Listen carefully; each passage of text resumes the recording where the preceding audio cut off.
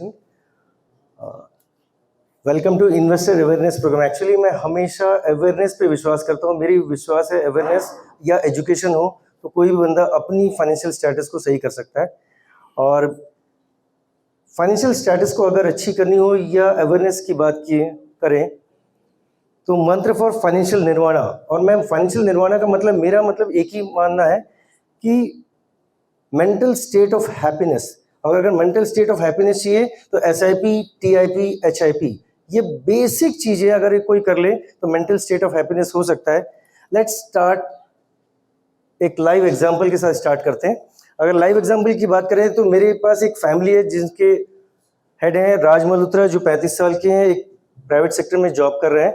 8 लाख की उनकी per annum salary है। उनकी वाइफ सिमरन 32 साल की है और उनके 2 बच्चे राहुल एंड प्रिया जो 6 और 4 साल के हैं। अगर इस फैमिली की अगर फाइनेंशियल प्लानिंग की बात करें तो अगर बेसिक चीज़ें क्या होगी, अगर फ्यूचर गोल्स क्या हो सकते हैं, बच्चों की हायर एजुकेशन आएगा, मैरिज के खर्चे आ सकते हैं, खुद की रिटायरमेंट प्लानिंग होगी, या बड़ा घर बनाना है, या एक कार खरीदना है, या एक फॉरेन ट्रिप करना है फैमिली के साथ में। ये अगर बेसिक फाइनेंशियल नीड्स हैं और फिर राज हमारे पास आए और उन्होंने बोला कि यार मुझे फाइनेंशियल प्लानिंग करनी है, तो हमने सीधा से एक ही चीज़ बोल दिया है, SIP, TIP, HIP कर लो, आपके लिए प्रॉब्लम नहीं हो सकता। बट आज की डेट में अधिकतर लोग क्या बोलते हैं, सर वो सब छोड़ो, मुझे कुछ नहीं जानना है, इतना बताओ पैसे कैसे बनेंगे।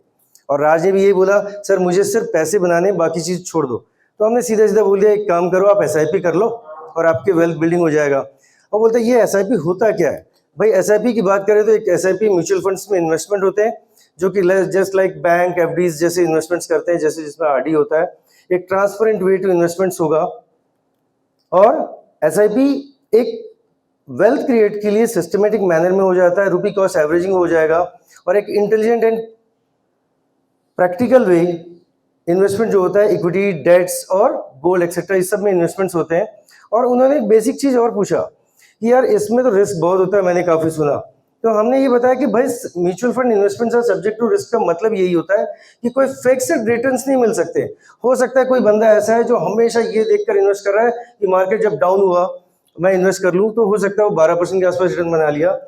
एक बंदा ऐसा है जो हमेशा फ्लक्चुएटिंग मार्केट में इन्वेस्ट किया, हो सकता है उसको 14% रिटर्न मिल गया। और कोई बंदा कभी ध्यान ही नहीं दिया, कभी भी इन्वेस्ट रेगुलर करते जा रहा है, 13%। मतलब ये बोल सकते हैं सब्जेक्ट टू मार्केट रिस्क कि बहुत ज़्यादा फ्लक्चुएशन नहीं होगा, आप रेगुलर मैनर में इन्वेस्ट करें तो इस तरीके के रिटर्न बन सकते हैं।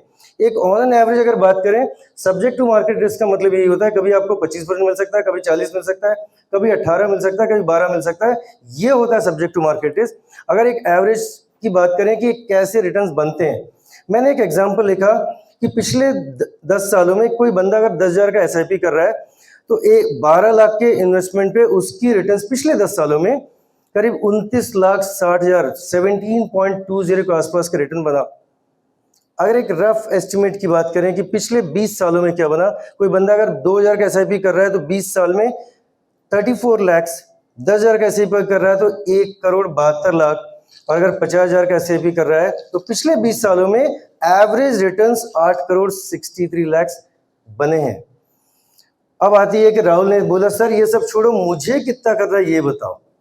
अगर ये बताया जाए तो हमको, हमारा काम ही है फाइनेंशियल गोल सेट करना। मैंने ये सेट किया राहुल की एजुकेशन, हायर एजुकेशन का, उनकी बेटी प्रिया के हायर एजुकेशन, राहुल की वेडिंग के खर्चे, प्रिया के वेडिंग के खर्चे, खुद के रिटायरमेंट, बेसिक प्लानिंग किया। राहुल के लिए 12 साल बचे थे हायर एजुकेशन के लिए, प्रिया के लिए 16 साल बचे थे, राहुल की वेडिंग के लिए 17, प्रिया की शादी के लिए 21 साल, और खुद के रिटायरमेंट के लिए 30 साल उनके पास समय था। अगर एक रफ एस्टिमेट या कैलकुलेट किया जाए तो 5,000, 3,000, 3,000 और 1,000 इस टाइप के अगर कैलकुलेशन करके हमने बताया कि ऑन एन एवरेज अगर आपकी फैमिली के लिए 14,000 का SIP हो तो आपके सभी फाइनेंशियल गोल अचीव हो सकते हैं। राज तुरंत बोलता है, 14,000 नहीं सर, मैं 15,000 कर सकता हूँ, आप कर दो। हमने 15,000 कर दिया। अब राज बहुत खुश था यार, उसकी फाइनेंशियल निर्वाणा की प्लानिंग स्टार्ट हो गई। और 4 साल के अंदर राज का 15,000 का SIP कंटिन्यू होते होते करीब एक अच्छी ग्रोथ में 9 लाख का अचानक कॉर्पस क्रिएट हो गया। बट अचानक एक दिन राज को सपना आया, और सपने में वो क्या देखता है कि अचानक उसको हार्ट अटैक आया, और भागते हुए जैसे डॉक्टर के पास फैमिली के साथ गया, डॉक्टर क्या बोल रहे हैं, आपके हार्ट में ब्लॉकेज है, इमीडिएट ऑपरेशन करना पड़ेगा, 7 से 8 लाख के इंतजाम कर लो। जैसे राज सपने से जगा, उसको क्या दिखा कि यार मेरे पास पैसे तो थे, बट वो तो पूरे गोल्स खत्म हो सकते हैं ना। भागते हुए वापस आया, सर HIP क्या होता है बताओ। HIP हेल्थ इंश्योरेंस प्लान होता है जो उनके कॉर्पस की सेफ्टी के लिए पहली जरूरत थी। अब राज की फैमिली का हेल्थ और वेल्थ दोनों सेट हो गया। अब जैसे फिर हमने उसको तुरंत बताया भाई एक TIP कर लो यार, बोलता सर अब मैं खुश हूँ, सब ठीक है यार, सब ठीक चल रहा है। बट थोड़ी ये सोचो, क्या ऐसा नहीं हो सकता? इवन किसी के साथ भी हो सकता है। परसों मेरा खुद का एक्सीडेंट हुआ था, मुझे नहीं पता था और मैं बोलता भी हूँ मेरी गलती भी नहीं थी, किसी और की गलती से ये हो सकता है ना। अगर मान लो राज के साथ ऐसा होता और वो स्पॉट डेड अगर हो जाए तो उसका home loan, child education, child expenses, sorry higher household expenses, car loan, child marriage, family health, ये सब के खर्चे कौन करेगा, कौन देखेगा?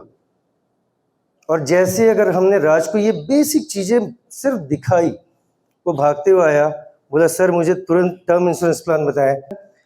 अब राज को समझ में आ गया कि अगर फाइनेंशियल निर्वाणा, अगर एक हैप्पी फैमिली चाहिए, मेंटल स्टेट ऑफ हैप्पीनेस चाहिए, तो मुझे एक कोम्बो प्लान लेना पड़ेगा जो SIP, TIP, HI ही कर सकता है। Health insurance plan, term insurance plan और बेसिक चीज़ें। एक ही चीज़ मैं बोलूँगा कि समय पे स्टार्ट करें, रेगुलर सेविंग्स करें, एक अच्छी प्लानिंग करें, तो कोई बंदा stay healthy, stay safe. Thank you.